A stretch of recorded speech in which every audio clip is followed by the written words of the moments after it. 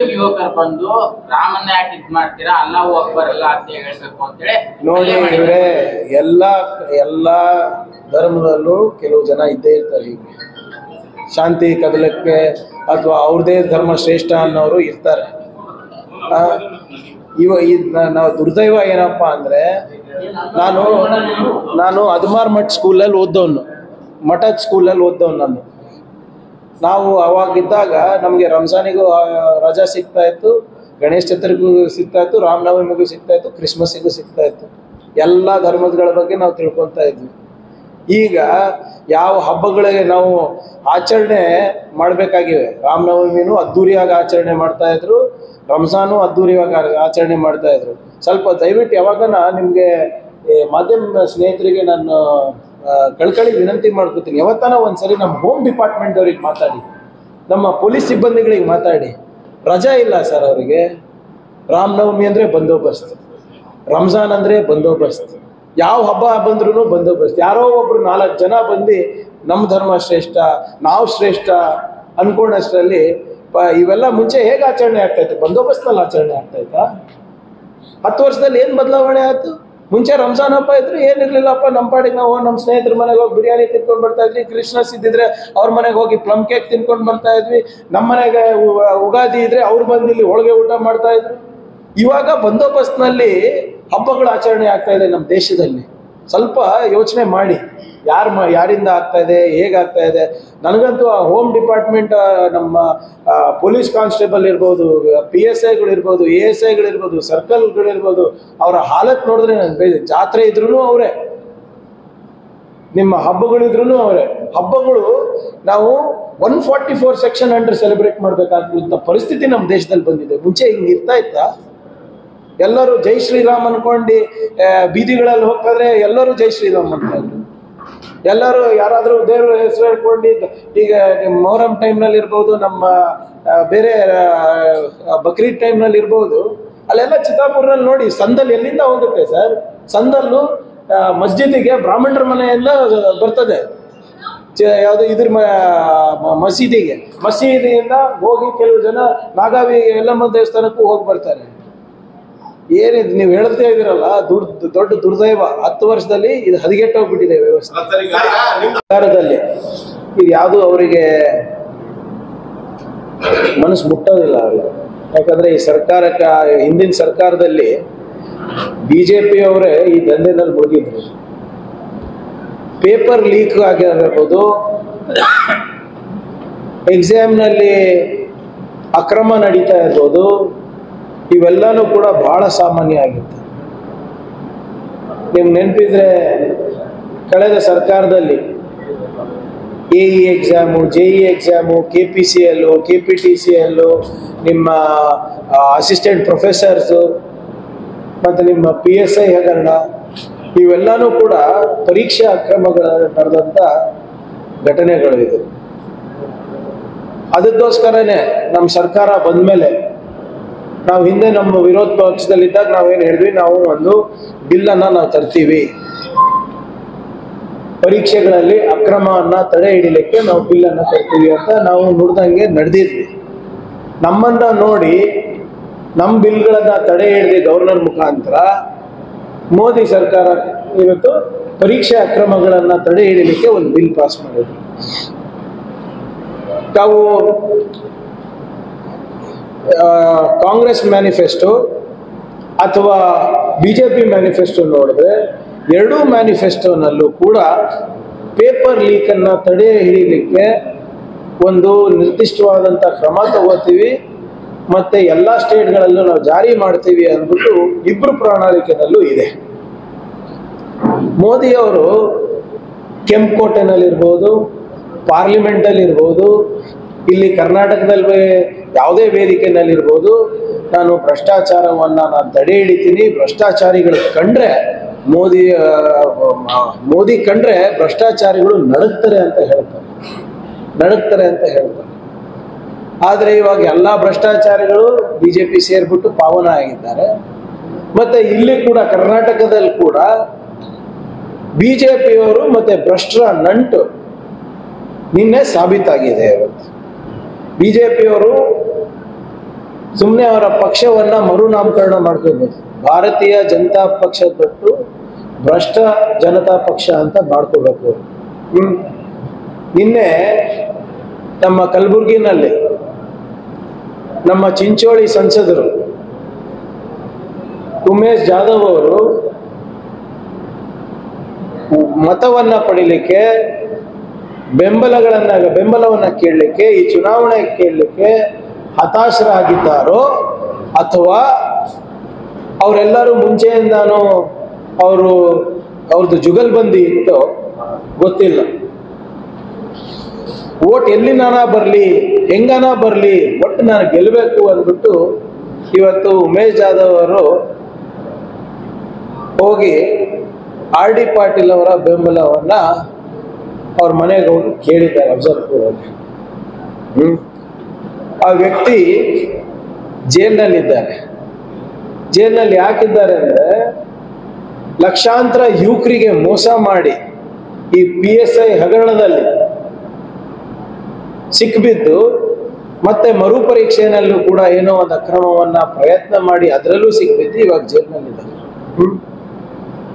ಅಂತ ವ್ಯಕ್ತಿ ಹತ್ರ ಹೋಗಿ ನಿಮ್ಗೆ ಬಿಜೆಪಿಯವರು ಅಧಿಕೃತವಾಗಿ ಬೆಂಬಲ ಕೇಳ್ತಾರೆ ಅಂದ್ರೆ ಬಹಳ ಸ್ಪಷ್ಟವಾಗಿ ಎದ್ದು ಕಾಣುತ್ತೆ ನಿಮ್ಮಿಬ್ರದ್ದು ನೆಂಟಿದೆ. BJP has and is colluding with corrupt people who have ensured the PSI scam. ಎಷ್ಟು ಜೀವನವನ್ನ ಹಾಳು ಮಾಡಿರುವಂತ ವ್ಯಕ್ತಿ ಮನೆಗೆ ಹೋಗ್ಬಿಟ್ಟು ನಾಚಿಕೆ ಇರಲಾರ್ದೆ ಭರ್ಜರಿ ಭೋಜನ ತಿಂದು ಬಂದಿದ್ದೀರಲ್ಲ, ಜನ ನಿಮ್ಗೆ ಕ್ಷಮೆ ಮಾಡ್ತಾರ? ಯಾವ ವ್ಯಕ್ತಿಯಿಂದ ಇವತ್ತು 114 ಜನ ಅರೆಸ್ಟ್ ಆಗಿದ್ದಾರೆ, 54 ಜನ ಕಲಬುರಗಿಯಿಂದ ಅರೆಸ್ಟ್ ಆಗಿದ್ದಾರೆ, 54 ಜನ ಸ್ಟೂಡೆಂಟ್ಸ್ ಇದ್ದಾರೆ. ಸ್ಟೂಡೆಂಟ್ಸು ಯಾರು? ಈ ಸ್ಟೂಡೆಂಟ್ಸು ಶ್ರೀಮಂತರ ಮಕ್ಕಳಲ್ಲ, ಬಡವ್ರ ಮಕ್ಕಳು. ಅದರಲ್ಲಿ 24 ಜನ ಕಲಬುರಗಿಯಿಂದ ಇದ್ದಾರೆ. ಉಮೇಶ್ ಜಾಧವ್ ಅವರೇ, ನಿಮ್ಗೆ ಏನಾದ್ರು ಸ್ವಲ್ಪನ ಕಾಮನ್ ಸೆನ್ಸ್ ಇದೆಯಾ? ಸ್ವಲ್ಪನ ಜವಾಬ್ದಾರಿ ಇದೆಯಾ? Are you a responsible member of parliament? 114 ಜನರು ಅರೆಸ್ಟ್ ಆಗಿದ್ದಾರೆ. 54 ಜನ ಸ್ಟೂಡೆಂಟ್ಸ್ ರೀ, the people who have return the exam, PSI aspirants ಅವರೆಲ್ಲರೂ ಅಂತವ್ರು ಅರೆಸ್ಟ್ ಆಗಿದ್ದಾರೆ. 25 ಜನ ಕಲಬುರಗಿನಲ್ಲೇ ಇದ್ದಾರೆ, ಫ್ರಮ್ ಯುವರ್ ಓನ್ ಕಾನ್ಸ್ಟಿಟ್ಯೂಯೆನ್ಸಿ. ಇನ್ನ ಇದ್ರ ಆಳ ಅಗಲ ಎಷ್ಟಿದೆ ಅಂತ ಇನ್ನ ಗೊತ್ತಾಗ್ತಾ ಇಲ್ಲ. ಜಸ್ಟಿಸ್ ವೀರಪ್ಪ ಕಮಿಷನ್ ಅವ್ರ ರಿಪೋರ್ಟ್ ಮೊನ್ನೆ ಸಬ್ಮಿಟ್ ಆಗಿದೆ.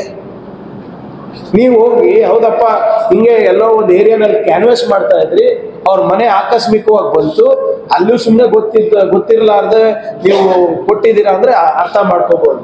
ಇಲ್ಲಪ್ಪ ಸುಮ್ಮನೆ ಹೋಗ್ತಾ ಇದೆ, ಅವ್ರ ಮನೆ ಎಲ್ಲಿದೆ ಅಂತ ಗೊತ್ತಿಲ್ಲ, ಪ್ಯಾಂಪ್ಲೆಟ್ ಕೊಟ್ಟು ಹೋಗ್ಬಿಟ್ಟು ಅಲ್ಲಿ 7 ಕೋರ್ಸ್ ಮೀಲ್ ಅನ್ನ ತಿಂದು ಬರ್ತೀರಲ್ಲ, ನಿಮ್ಗೆ ನಾಚಿಕೆ ಬರಲ್ವಾ?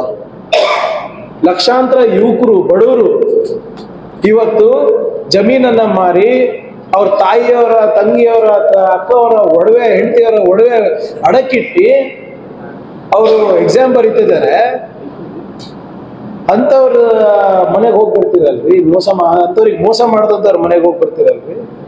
ನಿನ್ನೆ ರಾಮನವಮಿ ಹಬ್ಬ ಇತ್ತು. ರಾಮನವಮಿ ಹಬ್ಬ ಯಾರ ಜೊತೆ ಇವ್ರು ಆಚರಣೆ ಮಾಡಿದ್ರು? ಉಮೇಶ್ ಜಾಧವ್ ಅವರು. ಇದು ನಾವು ಹೇಳ್ತಾ ಇಲ್ಲ, ಅವರೇ ಅವರ ಸಾಮಾಜಿಕ ಜಾಲತಾಣದಲ್ಲಿ ಪೋಸ್ಟ್ ಮಾಡಿರೋದು. ರಾಮನವಮಿ ಆಚರಣೆ ಕಲಬುರಗಿನಲ್ಲಿ ಮುಗಿಲ್ ಮುಟ್ಟಿದೆ. ಮುಗಿಲ್ ಏನಕ್ಕೆ ಮುಟ್ಟಿದೆ? ಆರ್ ಡಿ ಪಾಟೀಲ್ ಮನೆಗೆ ಹೋಗಿದ್ದು, ದಿವ್ಯಾ ಹಾಗರ್ಗೆ ಅವ್ರ ಪಕ್ಕದಲ್ಲಿ ಇದ್ದಿದ್ದ. She is out on bale. She is out on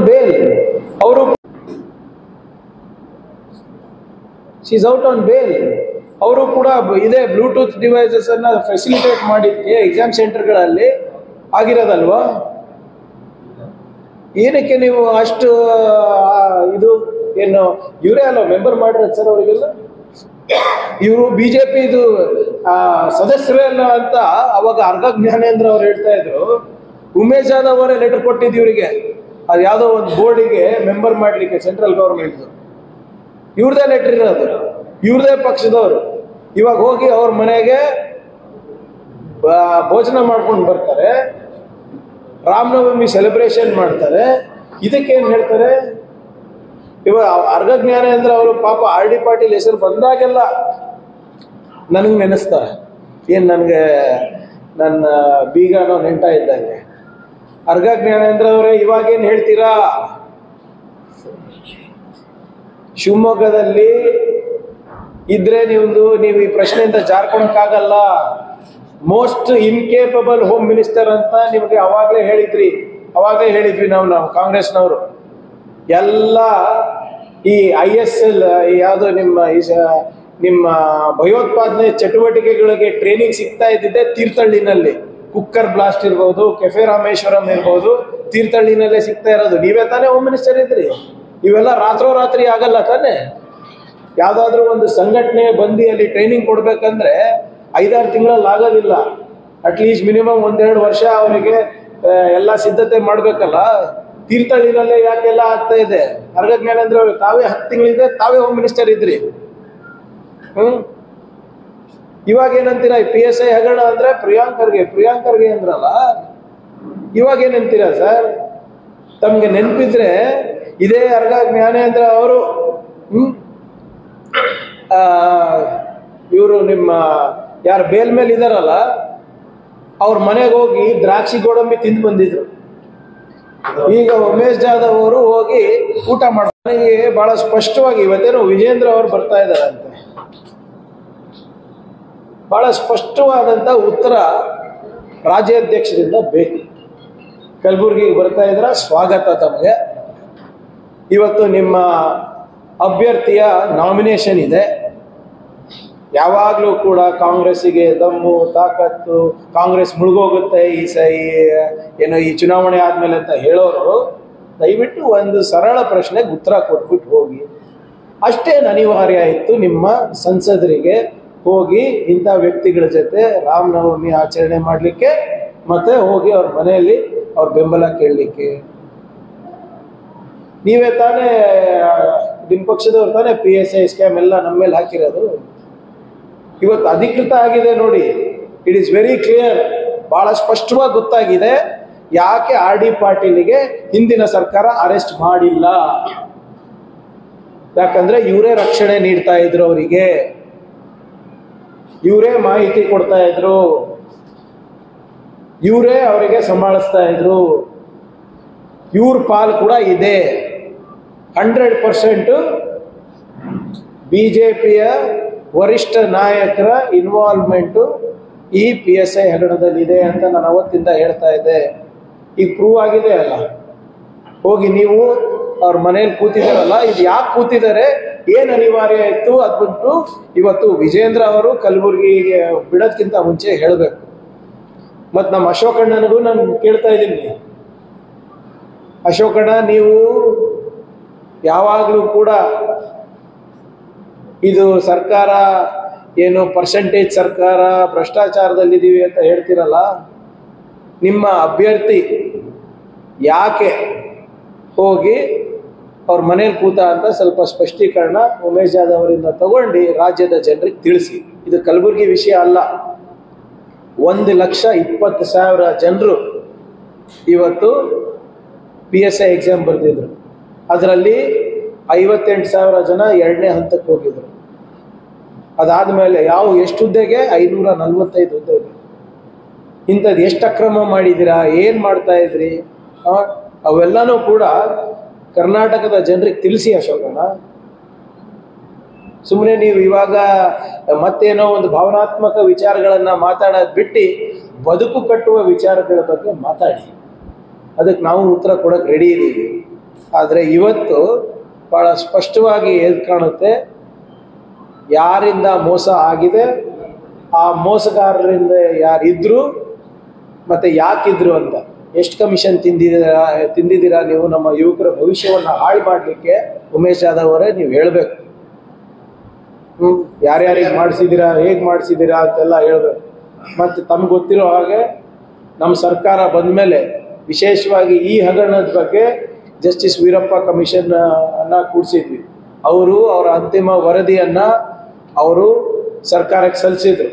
ಕೊನೆ ಕ್ಯಾಬಿನೆಟ್ನಲ್ಲಿ ಅದು ಪ್ರಸ್ತಾವನೆ ಕೂಡ ಆಗಿದೆ. ಅದರಲ್ಲಿ ಬಹಳ ಸ್ಪಷ್ಟವಾಗಿ ಹೇಳ್ತಾ ಇದ್ದಾರೆ. ಅಂದರೆ ಸಮರಿ ಏನಂತ ಇದ್ರೆ ಅಕ್ರಮ ಆಗಿದೆ, ಅದರಲ್ಲಿ ಇನ್ನೂ ಆಳವಾಗಿ ಇನ್ವೆಸ್ಟಿಗೇಷನ್ ಮಾಡಬೇಕು. ಬಹಳಷ್ಟು ಜನ ರಾಜಕಾರಣಿಗಳು ನನಗೆ ಇದ್ರ ಬಗ್ಗೆ ಮಾಹಿತಿ ಇದೆ ಅಂತ ಅವರು ಮಾಧ್ಯಮದಲ್ಲಿ ಮತ್ತು ಪಬ್ಲಿಕ್ನಲ್ಲಿ ಹೇಳಿದಾಗ ಅವರಿಗೂ ಕೂಡ ಕಮಿಷನ್ ಅವರು ನೋಟಿಸ್ ಕೊಟ್ಟು ನೀವು ಬಂದು ನಿಮ್ಮ ಹತ್ರ ಏನು ಮಾಹಿತಿ ಇದೆ ಅಂತ ಕೊಡಿ ಅಂತ ಕೇಳಿದಾಗ ನಿಮ್ಮ ಕುಮಾರಸ್ವಾಮಿ ಅವ್ರು ಇರ್ಬೋದು, ಅಶ್ವಥ್ ನಾರಾಯಣ ಅವ್ರು ಇರ್ಬೋದು, ಯತ್ನಾಳ್ ಅವ್ರು ಇರ್ಬೋದು, ದಡೆ ಸೂಗೂರ್ ಅವ್ರು ಇರ್ಬೋದು, ಇವರಿಗೆಲ್ಲರಿಗೂ ನೋಟಿಸ್ ಕೊಟ್ಟಿದ್ರು. ಆದರೆ ಕಮಿಷನ್ನಿಗೆ ನೋಟಿಸ್ ಕೊಡೋದಷ್ಟೇ ಇರ್ತದೆ. ಅವ್ರೇನಾದರೂ ಲಾಯರಿಗೆ ಕಳಿದ್ರೆ ಅಥವಾ ಡಿಕ್ಲೈನ್ ಮಾಡಿದ್ರೆ ಅವರಿಗೆ ಒತ್ತಾಯ ಮಾಡಲಿಕ್ಕಾಗಲ್ಲ. ಅದಕ್ಕೆ ಅದನ್ನು ಕ್ರಿಮಿನಲ್ ಇನ್ವೆಸ್ಟಿಗೇಷನ್, ಫರ್ದರ್ ಇನ್ವೆಸ್ಟಿಗೇಷನ್ ಮಾಡಬೇಕು ಅಂತ ಅವ್ರ ರಿಪೋರ್ಟ್ನಲ್ಲಿ ಕೂಡ ಕೊಟ್ಟಿದ್ದಾರೆ ಅವರು. ಸೊ ಆದ್ದರಿಂದ ಇದನ್ನು ನಾವು ಚುನಾವಣೆ ಆದ ನಂತರ ಈ ಎಲ್ಲ ಆ್ಯಂಗಲನ್ನು ನೋಡಿ, ಮತ್ತು ಈ ಹೊಸ ಆ್ಯಂಗಲ್ ಏನು ಬಂದಿದೆ ನಮ್ಮ ಕಲಬುರಗಿ ಚಿಂಚೋಳಿ ಸಂಸದರು, ಅದನ್ನು ಕೂಡ ನಾವು ತನಿಖೆ ಮಾಡಿಸ್ತೀವಿ.